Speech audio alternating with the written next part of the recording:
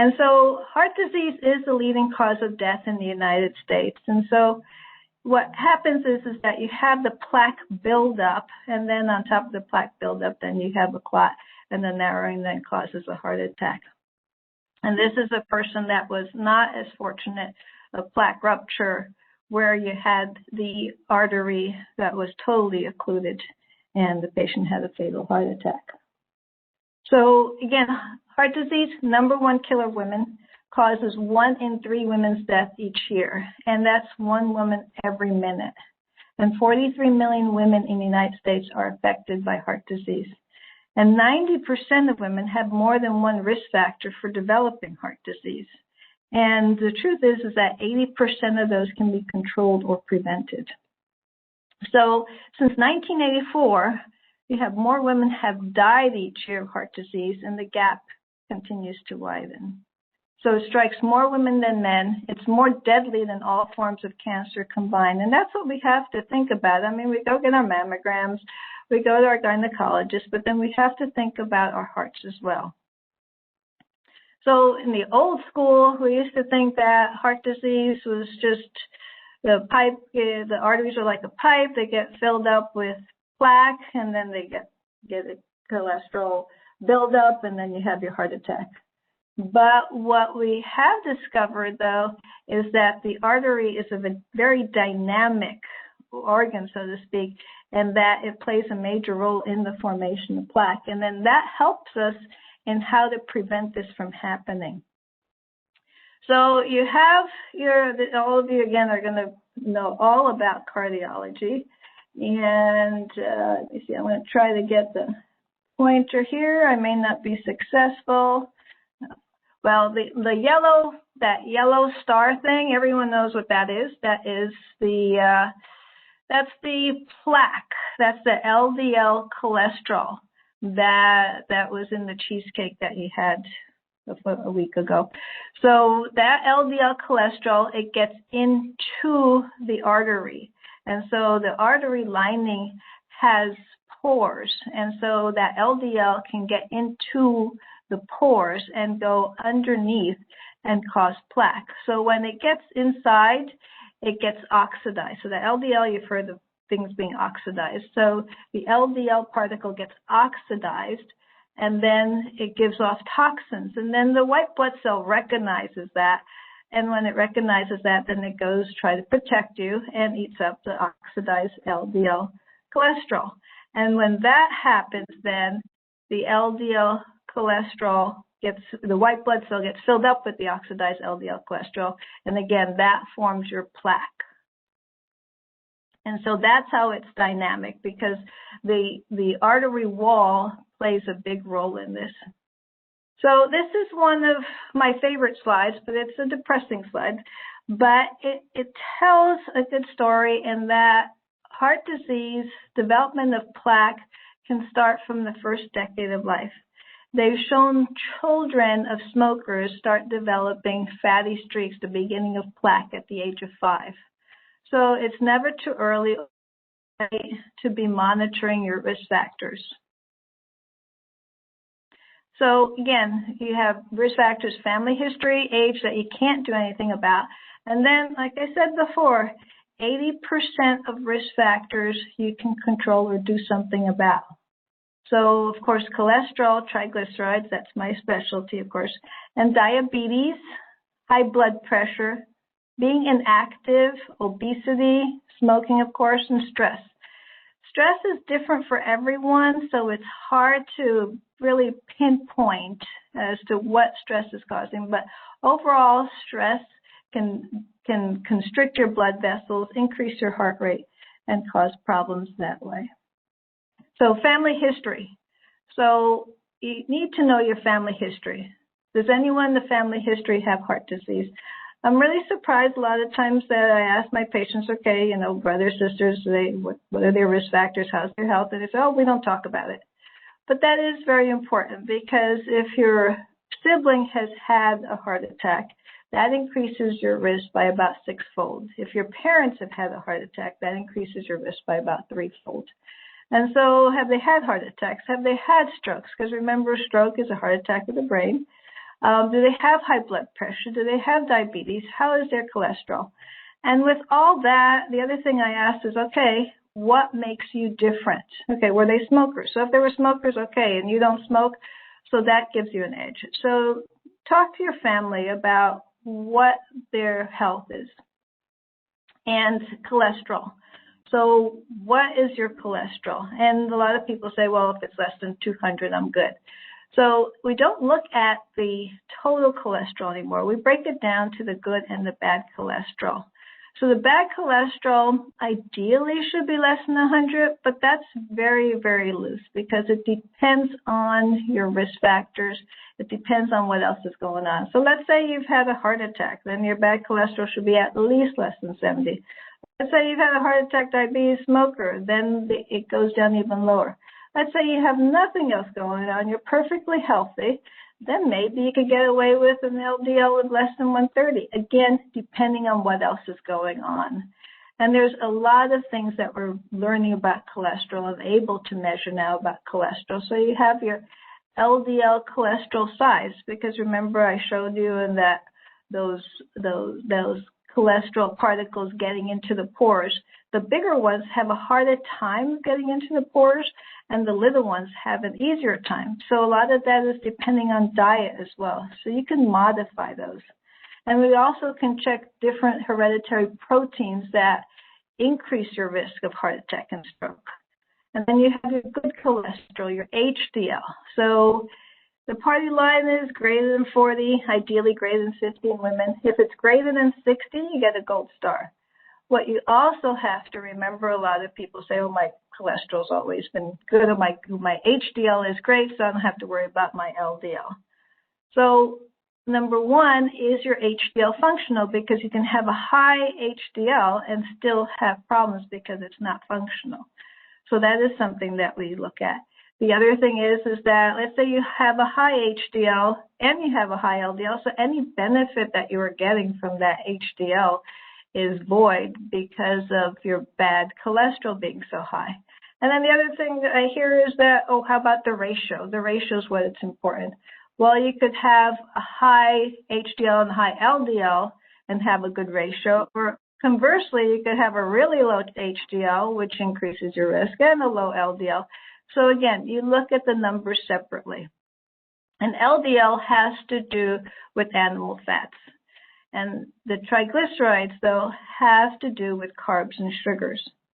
So again, if you look at the numbers on your lab slip when you get it, triglycerides, it says less than 150, but the newer studies show that it's less than 100 is what your goal is.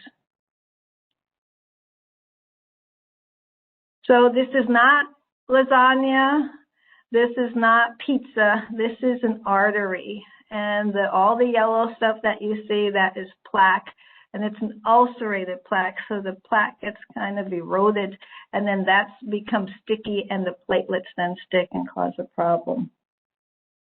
So know your risk factors, cholesterol, and dietary intake goal. So ideally, you should be aiming for 200 milligrams or less a day.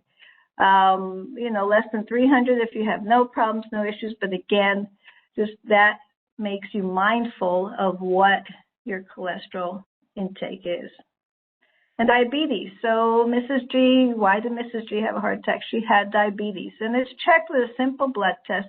It runs in family, so if your mother had diabetes, your parents or your brother, you are at increased risk. And most diabetics go for 2 years before it's diagnosed, and that causes damage to the organs. And so these are some slides from the CDC, which I thought were very interesting. So this is way back in 1995. And if you look at the colored states, the darker number shows you the prevalence of diabetes. So the darker number means that there's more diabetics in those states. So if you keep looking over the years and see, now in 2001, you have 2 states that are greater than 9%. And so if you keep looking, and we're supposed to be healthy in California, but obviously not so much.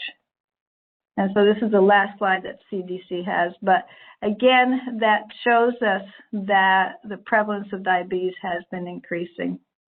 And this slide here, if you look at the slide carefully, the slide shows you the artery. Remember that artery that we saw in Mrs. G? So the slide shows you the artery of a patient with diabetes. And so if you have uncontrolled diabetes, then it looks ratty, it's all chewed up, and you can't do an angioplasty on that, you can't put a stent in, you can't bypass. So that's what you need to prevent. So obesity. So more than a third of U.S. adults are obese. It increases the risk of heart disease, stroke, high blood pressure, and diabetes. So just a very, very small change. So even an increase of 2 pounds in weight increases your relative risk of developing diabetes by 9%. So again, the CDC put out some maps, and the darker colors are the ones with greater incidence or prevalence of obesity. And you could see that we are not going in the right direction. And they had to add new colors. And so, again, in some states, even greater than 30% obese. So there's different ways of dealing with obesity. This is not one of them, but there are a lot of things that in our society that are supersized. And so we just have to look at our portion sizes. So, for example, steak should be 3 ounces, not 8 ounces. And if you watch your portion sizes, then you can look at, perhaps how many pounds you can lose by monitoring your portion sizes. I had a patient that was eating Kashi cereal, and we were looking at his numbers, and I was like, your numbers don't look good. What's going on? And so, we couldn't figure it out together, and he got home. And he found out that he was eating 3 times the recommended portion. And so he changed that. He lost 10 pounds in 6 months, and his numbers look great. And I said, what happened? He says, I just looked at what portion size is supposed to be. So a muffin is not 5 ounces. A muffin is 1.5 ounces. And one of the things you think about is when you're eating something, you have to remember that your body realizes that it's full 20 minutes after it's finished eating. So again, don't just wolf it down just because it's there. Then just think about what you eat. And when we used to be able to go to the movies, so in 1957, I thought this was really neat. 3 cups of popcorn, 170 calories, that's the popcorn you got when you went to the movies. Now it's 16 cups, 900 calories. Hopefully there's somebody you share it with, and you get the free refills, and of course the extra butter. So again, something to think about when we go to the movies. Nutritional goals. So sodium, watch the amount of salt. Sugar sweetened beverages, I don't think we do that much anymore, at least the patients that I see. And processed meats, watch the saturated fats, because no more than 7% of your total caloric intake should be with saturated fats. And omega-3s and omega-6s in your diet. So oily fish, 2 or 3 times a week, sometimes omega-3 supplement. Watch, however, of course, when you look at the mercury level in some of these oily fish, but there's a lot of good plant oils as well. I talk to my patients about ground flaxseed and chia seeds and using those in their steel-cut oatmeal. So there's a lot of options out there that you can use. So what's new with diet? More fiber. More fiber reduces your risk of first-time stroke. So every 7-gram increase in your total dietary fiber was associated with 7% decrease in the first-time stroke. And so your goal is over 25 grams of fiber a day. So think about brown rice. Think about when you eat the potatoes, use the smaller potatoes so you get more fiber. And this is a study that was done in women, which one of the rare studies that are done in women only, but 3 servings a week of berries can reduce your risk of heart attack by about 32%. And so berries, especially blueberries, they're such a superfood. And what you look at, though, is also the fiber in these berries. So if you turn them into a smoothie, then you get the antioxidants, you get the vitamins, but then you lose the fiber, which is very important. So think about that. High blood pressure. So it's the most significant risk factor for a stroke. And about 120/80, some people get discouraged because they keep changing the numbers. But again, it depends what else is going on in your life. And like I said, goal sodium is 1,500 milligrams a day, which is very hard to achieve. But again, it makes you think about what you're eating. And coronary calcium score. The coronary calcium score shows how much your body is fighting plaque. What it shows you is plaque buildup on the outside of the arteries. So the way we use coronary calcium scoring, it's a simple X-ray. It's a CAT scan. It's a rapid CAT scan. And the way we use it is, let's say someone that we want to know what their risks are. And if they have no risk factors, or if they have a high cholesterol, and you're wondering, did they inherit the bad genes from the mother who died at the age of 60 with a heart attack, or the good genes from the father who is 95 and doing great? So the coronary calcium score is one way of looking at that. So that is very useful, non-invasive way. So I always say that I Love Lucy has shown us many lessons in life. So lack of exercise.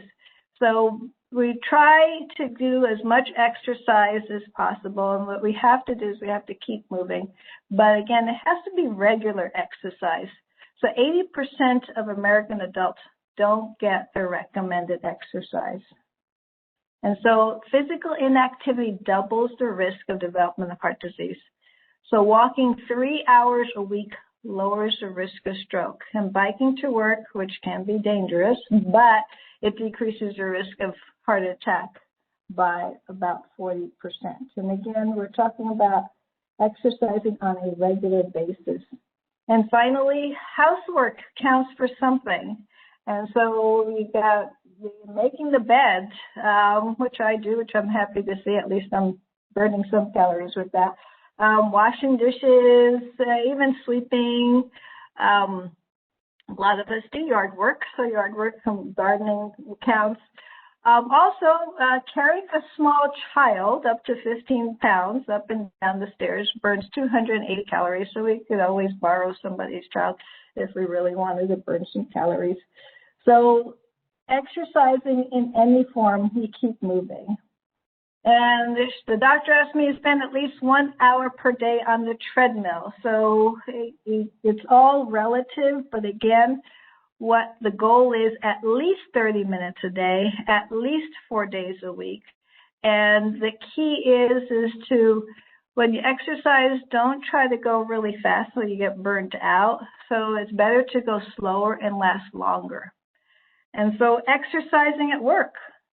So getting in the walk at lunch hour, during breaks, parking farther out. You don't need to get that parking spot really close. And then stairs instead of an elevator.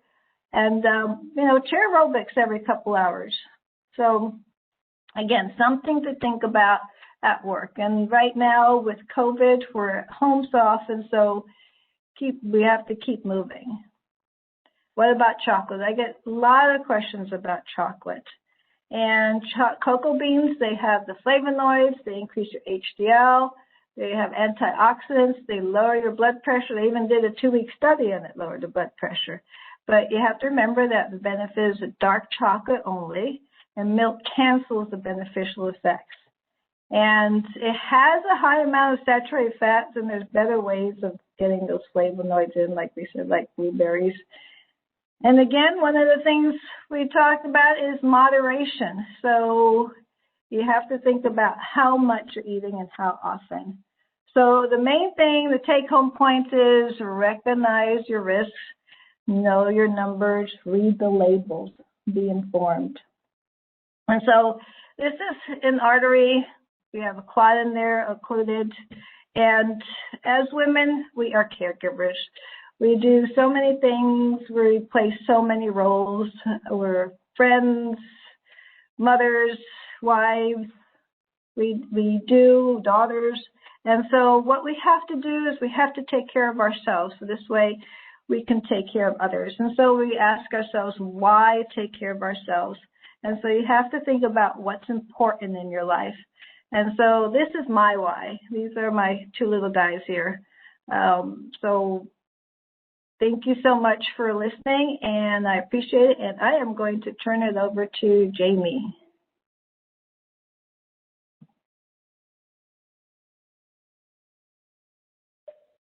All right, can everybody hear me okay? So I'm Jamie Rock Willoughby. I am actually a transplant here from Ohio. So I moved here with my family in the middle of the pandemic in July. So I'm still kind of a newbie. So thank you all so much for joining us. And Diane, that was a wonderful talk. I really, really enjoyed it. So thanks for sharing it. I'm just waiting for my slides to get over. But just a little brief intro on me. I'm a non-invasive cardiologist, so, being a female and knowing full well that heart disease is the leading killer among men and women, and the statistics that show that women are treated later and have worse outcomes than men. So that's definitely a passion, as well as prevention. So I'm so happy to have the opportunity to present. So I get to talk about some fun stuff that's very relevant in this day and age.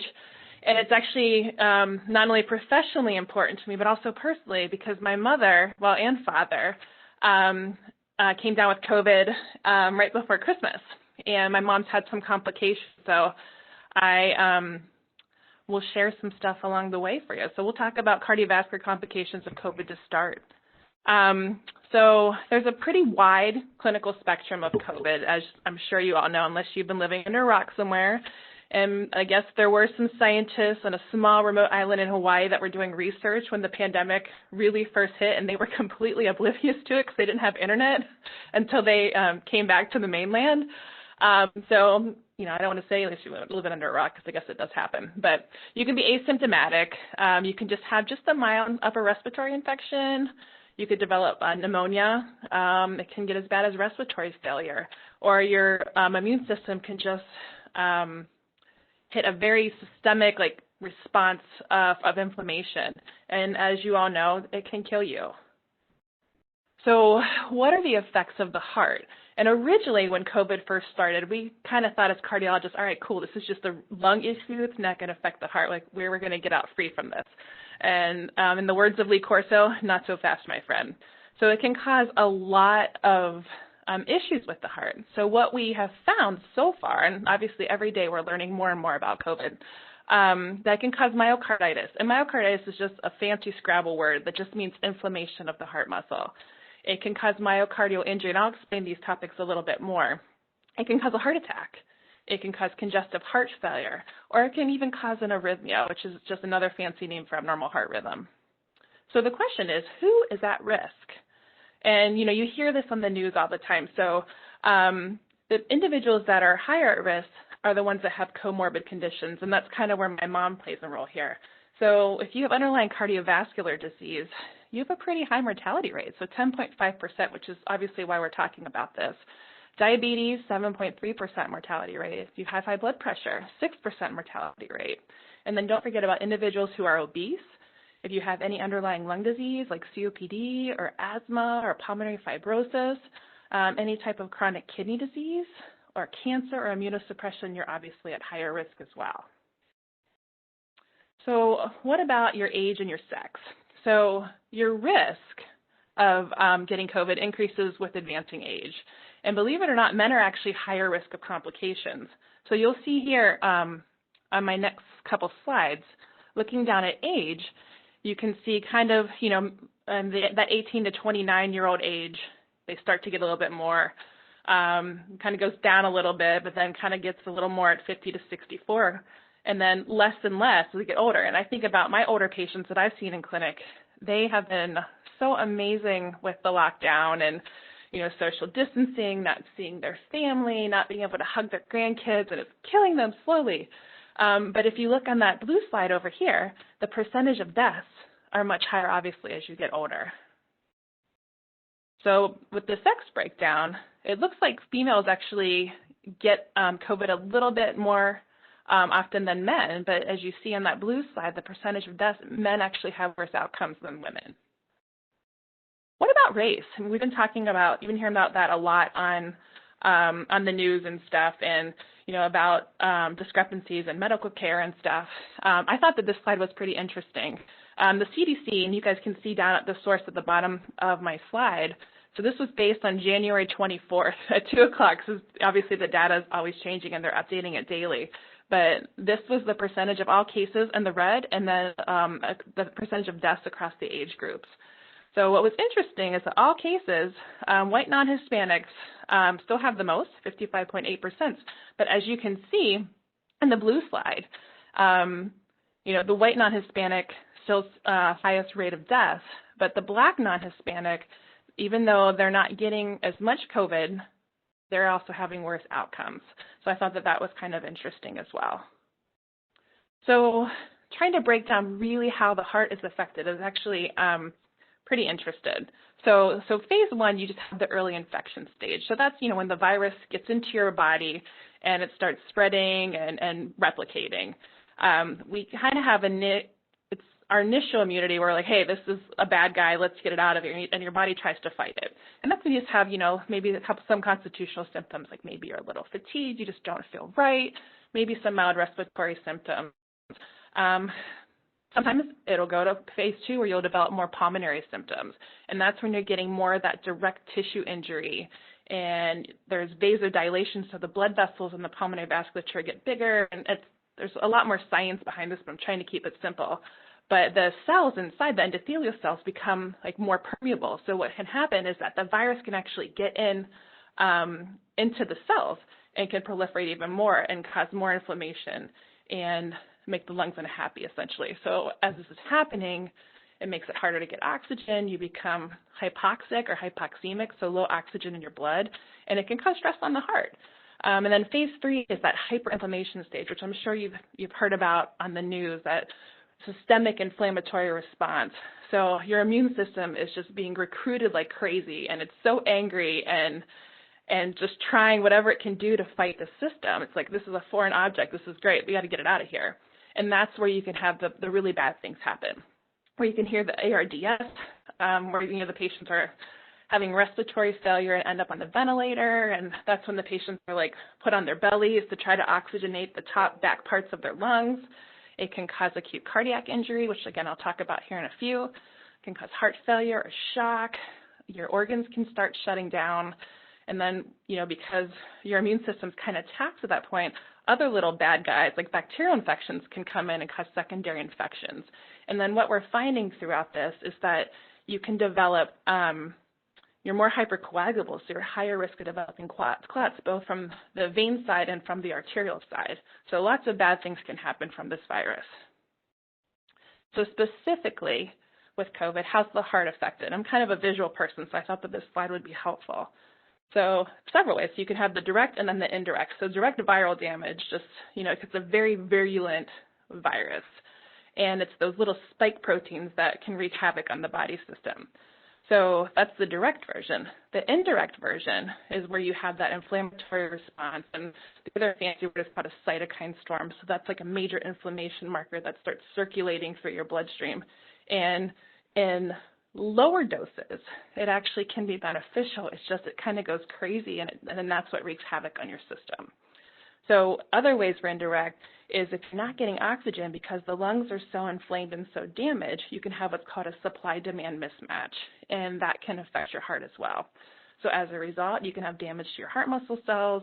You can even go down even to like the smaller microscopic level, so the endothelium on the inside of the blood vessel. If you have plaques like Dr. Diane showed, those little buggers, because there's so much inflammation, can become unstable, or they can rupture, or you can develop a new clot.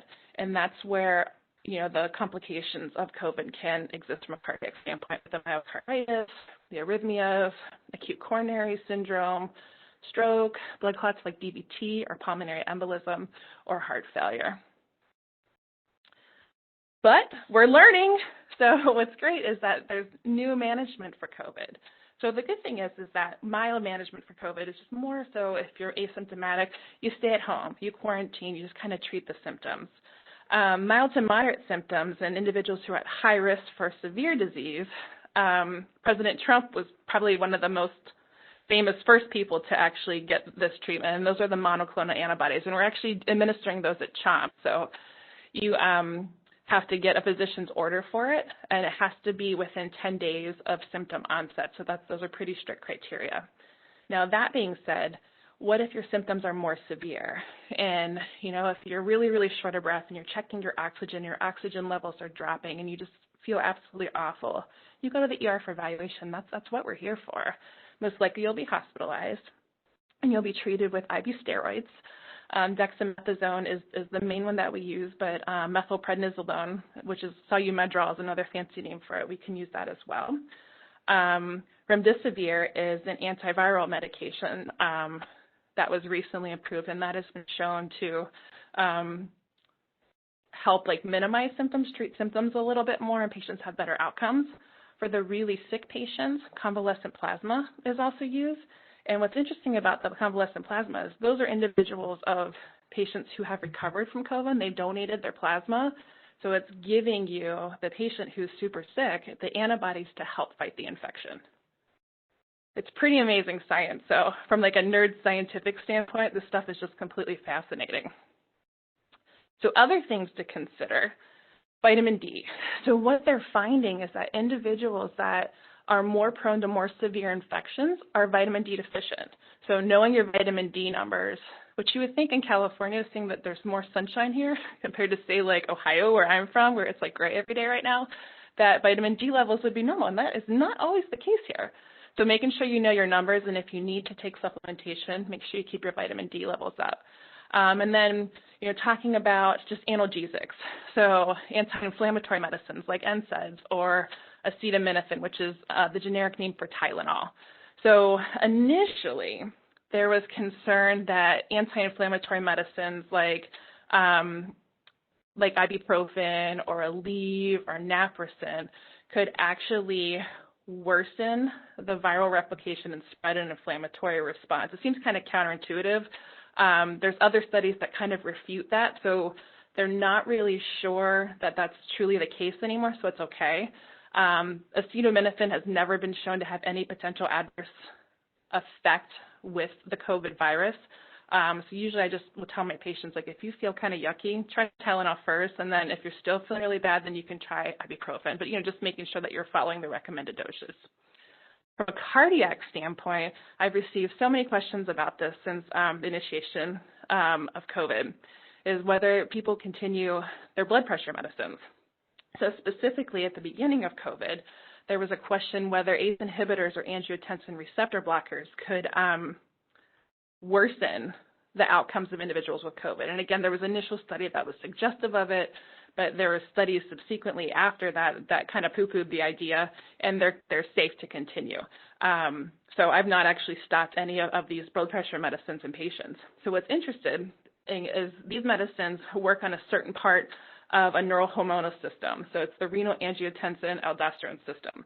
And what happens is these medicines upregulate a certain part of I'm trying to think of the word I'm going to use. It's called an ACE inhibitor 2 or an ACE2.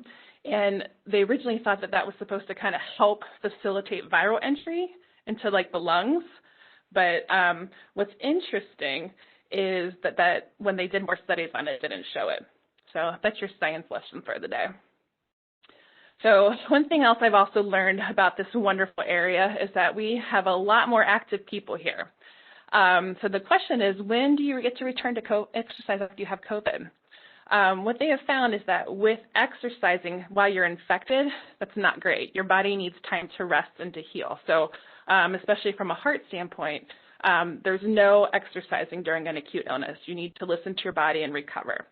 So if you're really asymptomatic or had very minimal symptoms, 10 to 14 days after your illness, and as long as you don't have any signs of myocarditis, which is, more so, like chest discomfort or shortness of breath, or if you were evaluated in the hospital that you didn't have an enzyme leak called a troponin. Otherwise, it's just more of a gradual return to exercise, and do it slowly over a week. This is the time where we need to listen to our bodies. And if our body's like putting the red flag up and saying, hey, I'm not ready yet, you listen to your body, then you try again tomorrow. So when you're trying to exercise and to try to gauge your level, what you're looking for, chest discomfort, not really able to meet that exercise level that you were before, or shortness of breath out of proportion to what you would expect, those are some concerns to kind of put the brakes on. And honestly, if you have any questions or concerns, talk to your primary care physician or cardiologist. And what we're finding, and they've been doing some studies on some college-level athletes that have had COVID, because, for sports, they're requiring mandatory testing. There was a study at my alma mater at Ohio State from several college athletes that were that tested positive for COVID over the summer. And most of them are asymptomatic. So what was interesting, like after they were out of their quarantine period, they did echoes and didn't really show any damage at all, but they did cardiac MRIs. And what they found is that the tissue imaging of the cardiac MRIs were completely normal. So there was definitely some inflammation of the cardiac MRIs, even though they didn't have any symptoms. So they're still doing ongoing studies to see serially what the cardiac MRI does, but we don't really know enough yet. So keeping in mind of that. And then my last thing about with the symptoms and stuff and like the complications for COVID with like cardiac injury. So injury of the heart can be just any like what's called a troponin leak or any damage to any of the muscle cells. So if you're getting a blood test, if you're in the ER and you're having the chest discomfort, we do a test called a troponin. And what's kind of nice is that when we have these tests done, we can kind of gauge like levels. So if you have a mild elevation of troponin, that usually says, hey, you should have most likely a good prognosis. And then if it's more than 2 to 3 times, then that kind of increases your risk. And there's another test we can check called a BNP. And again, these are tests that your doctors can order during the acute infection. After, it shouldn't really matter a whole lot. But again, based on the number of what the levels are, the higher the numbers, the worse the prognosis. And the last is D-dimer. And then the other thing I forgot to mention is with the arrhythmias. And that was, I think, one of the questions that we were given for the talk. So you can have a fast heart rhythm, you can have a slow heart rhythm. The more common ones that we're seeing with patients in the hospital specifically is atrial fibrillation, so an abnormal heart rhythm from the top chamber of the heart. With the hydroxychloroquine, I'm sure you've heard about that in the news. We cardiologists weren't a big fan of that medicine along with the zithromycin because those medicines can actually prolong a certain part of the EKG and can predispose patients and put them at risk for higher risk of fatal rhythms. So it didn't really show much benefit and definitely not great from a cardiac standpoint, so we recommended to not do that. So from given time constraints right now, this will be the end of my talk, and we are going to move on to questions, I think. Right, Carrie? Yeah, thank you, Jamie. Thank you, Diane.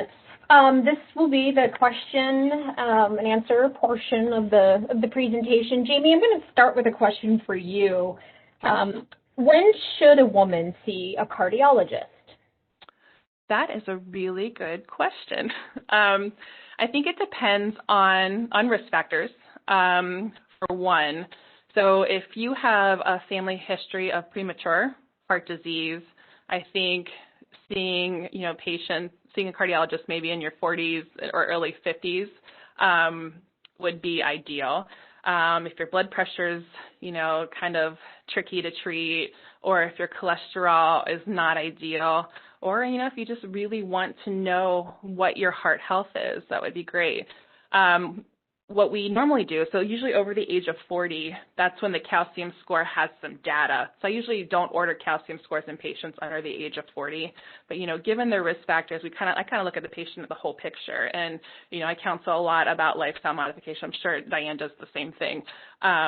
And my goal is to prevent you from meeting my invasive colleagues. And like Diane said, 80% of cardiovascular disease is preventable. So just because your family members had a certain destiny doesn't mean that you're destined to have that same destiny. Thank you. Next question for you, Jamie. what lab tests or screenings should women get to assess heart health other than cholesterol and blood pressure? I mean, the cholesterol and obviously the blood pressure, knowing your numbers, like Diane was talking about, is really, really important. Another test sometimes I will look at is a high sensitivity CRP.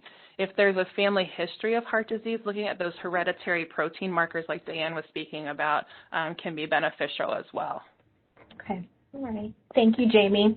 Diane, a question for you. What's the relationship between cholesterol and menopause, and what impacts does hormone replacement therapy have on the heart? So once perimenopause, as a lot of women know, lasts for a long time. You could be in the perimenopausal period for 10 years. And so what happens is a lot of women in their 30s, they have beautiful cholesterols, good HDLs, and then when you get into the postmenopausal, perimenopausal period, then your HDL goes down and your LDL goes up, and it's harder to get those to where we want them.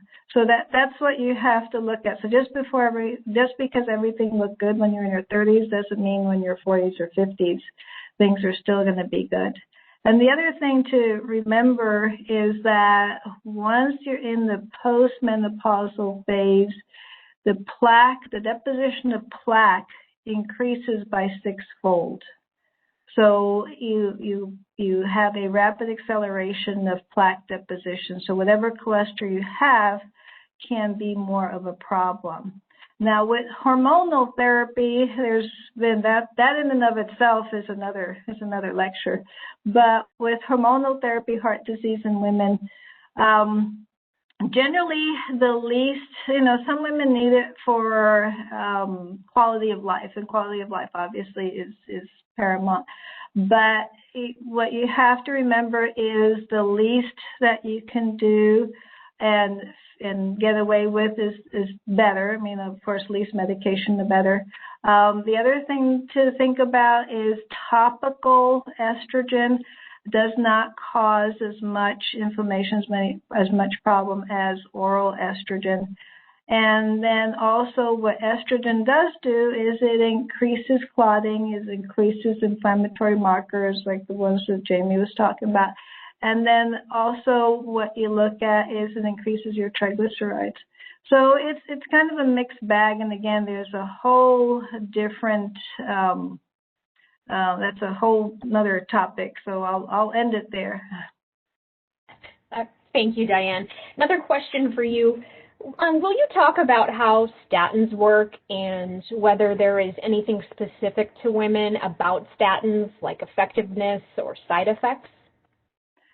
So talking about the medications actually is kind of fun because we have a lot of different medications to offer for cholesterol. And statins are one group. And statins actually sometimes, over 35 million people in the United States are taking statins. And so you hear about the people having side effects, but those are the people that are obviously most vocal. A lot of people tolerate them well. And the way statins work is that they block the cholesterol production in the liver. There are also some other effects that they found with statins, that they help smooth the arteries. And if you remember in my lecture where you have that plaque rupture and you have the ulcerated plaque, what statins do is they help smooth that, and they could also cause plaque regression. So if you have some plaque, you can get a 60% down to a 30%. And also with looking at statins in women, there have been more studies, obviously, with men and statins, but women do well with statins also. And the things that I also look at, and I joke with my patients that we've been ahead of the times, because vitamin D increases your risk. Low vitamin D deficiency decreases your risk of heart disease. And so also if you have a low vitamin D, you can be prone to muscle aches with statins. So I've always, told my patients, okay, where we're at with vitamin D. And so those are things that you look at if you're having any problems with statins, what else is going on? And also dosing. I mean, sometimes you don't need such a high dosage of statins. A lot of times we'll start with a lower dose. Right. Thank you, Diane. And so question for, if you both want to talk about this, either or, when a woman has a heart attack, are the symptoms different than a man's? And if they are, do we know why that is? I'll let Jamie or Diane, either one of you. Well, when a woman has a heart attack, symptoms can be different. Sometimes you have that, you're expecting that classic, pressure in the chest, Hollywood type, down to your knees. And a lot of times you don't have that, and men and women do differ in that, but a lot of times what I've seen, and Jamie's probably noticed it as well, is that women tend to ignore their symptoms. And like Mrs. G, she was having chest discomfort. She had risk factors, but, she laid there, hoping it'll go away with 10 out of 10 chest pain, severe chest pain. So the main thing is that you have to listen to your body. I had one patient that she had wrist pain going up a hill. That was her angina. And so, again, if something's different, you're not just getting older, you have to listen to your body, and that's the most important thing. Yeah, I definitely agree with Diane on that. And I'm going to pick up my mom again because she's not here right now and not listening. But my mom is a retired cardiac nurse, so she has treated many of patients with heart attacks. She was 65. And she had horrible indigestion. She's like, it was just like the worst reflux I ever had. And then she was totally just desperate, trying to get whatever antacids that were 5 years old in her medicine cabinet, trying to get relief. And then only when she realizes the reflex went up her neck and into her jaw, she's like, oh crap, I'm having a heart attack. And she has every risk factor known to mankind. And she's like, I didn't think it was going to happen to me. So I agree with Diane, listening to your body. We know our bodies better than anybody else. We just need to listen to them. Great. Thank you both. Will cardiologists have the COVID vaccine in their offices, do you think, by spring? We are not having the COVID vaccines in our office. We recommend all of our patients, because they're higher risk, have the COVID vaccine. But as of right now, all of the vaccinations are going through the health department. Chomp actually has some clinics. I have a patient tomorrow that gets to get his vaccine. And we're hoping to actually have an ambulatory vaccine clinic here in Marina, hopefully soon. Okay. I wish we were, but it's not going to happen. Yeah, okay. And then, again, if both of you want to touch, are there any supplements or herbs that reduce cholesterol or blood pressure? Well, with the cholesterol, there's a lot of different things out there. There's red yeast rice, which is very, very common. And so what that is the precursor of the medication.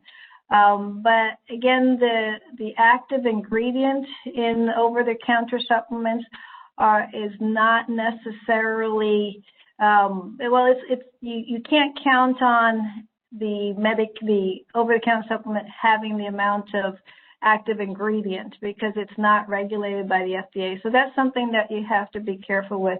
We also have plant sterols, plant stanols. What those do is those decrease the absorption of cholesterol. And the main thing is, again, diet. You could get those things naturally in foods as opposed to supplements. Yeah, same thing for blood pressure control. There's a lot of over-the-counter supplements out there. You look at, certain herbs that may naturally lower blood pressure. I have not personally seen success in them. And then, you always worry that because the FDA is not regulating them, you don't really know what you're getting, and you may have fillers or it may not be the right amount.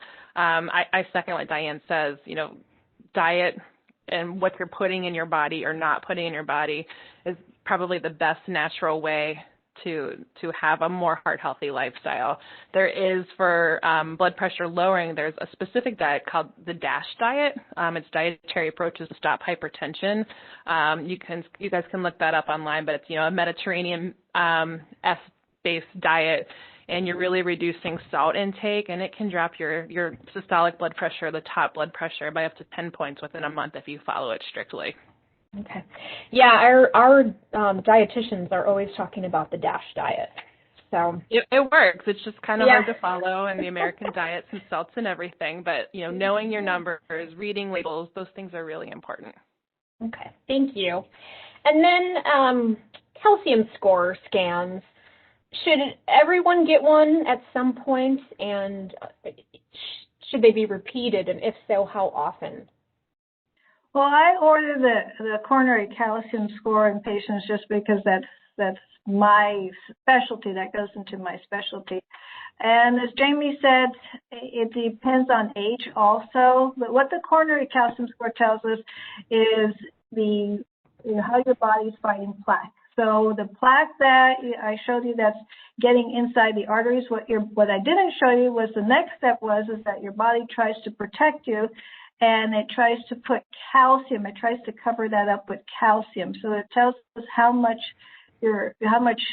plaque you have around the arteries. It doesn't tell us how much you have inside the arteries. And there's a difference between hard plaque and soft plaque. And so if you remember the term hardening of the arteries, and so that's what the coronary calcium score picks up on.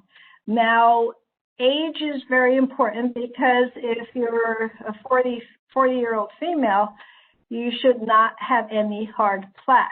And the odds of that test being useful for you are very low unless you have something else going on, like diabetes, smoker, very high cholesterol. But then again, the reason to do a coronary calcium score is if you're trying to determine your risk. If you're diabetic, you don't need a coronary calcium score because you're already at high risk and you already need to have certain parameters, be aggressive about your cholesterol. If you've had a heart attack, you do not need a coronary calcium score because you already have coronary artery disease.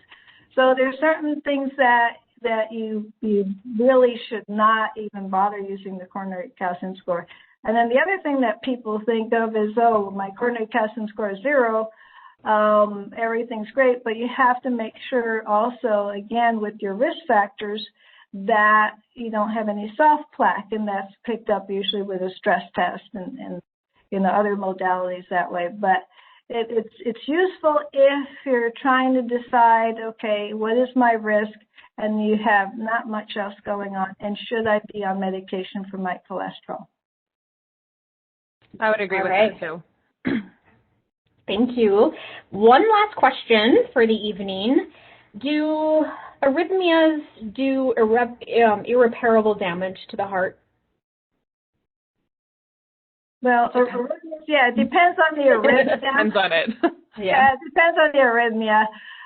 Sometimes we have what we call a tachycardia-mediated cardiomyopathy, where you have heart muscle weakness because your heart's been going so fast for so long, like with the fibrillation that Jamie talked about. Usually when you get that rhythm back to normal, your heart does get back to normal. The heart can get back to normal after you correct that. Okay. Jamie, you're shaking your head. Yeah. Yep. I concur. You concur. All right. Well, thank you both, Diane and Jamie, for taking time out of your busy schedules to join us tonight for this very important lecture. We really appreciate it. And thank you to everybody who attended for taking time out of your busy schedules to listen to what we have to say on this subject. We really appreciate it. So with that, we're going to conclude this presentation. If you enjoyed this presentation and you want to see what other classes and lectures we have coming up in the future, go to chomp.org and check out our calendar of classes and events, and that's where you can register for those. So with that, everybody have a good evening. Thank you very much for joining us. Thanks for having us. Wish we had more time. Thanks. Thank you. All right.